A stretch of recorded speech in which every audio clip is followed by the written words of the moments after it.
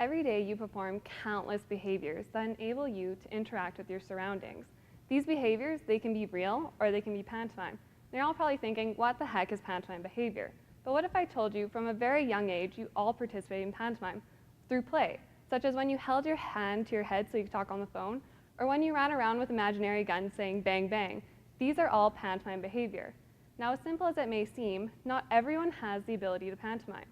Those that have autism suffer with pantomiming behavior, which then severely limits their ability to play. Now, we currently know how the brain creates real actions. We know that specific neural networks in the brain produce them. But what is not known is how these same behaviors are produced in pantomime. Are they using the same neural networks as the real behavior, bits and pieces of it, or a different neural network altogether? Currently, this is a question of great debate, but I believe I have the answer, and it all has to do with visual attention. So, to test my theory, I created a model task of real and pantomime behavior.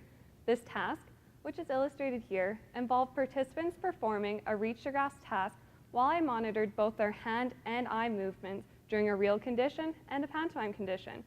During the real condition, participants were seated on a chair and they had to perform a reach to grasp task towards a target object that was placed on the pedestal in front of them.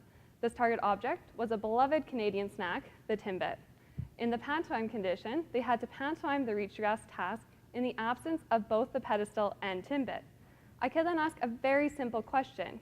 Does where or what these participants attend to differ? And there are two possibilities. The first possibility is that visual attention will be identical. The second possibility is simply they'll be different. If they are different, it would suggest that visual attention is key in differentiating between real versus pantomime behaviors. And what my research results have shown is exactly that. Visual attention is vastly different between these two tasks.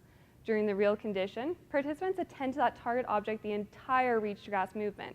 But in pantomime, visual attention is completely random. Now, what excites me about these results is that I can apply them in a practical and meaningful way. Knowing how the brain creates and executes pantomime actions can be applied to improving developmental therapies for children with autism.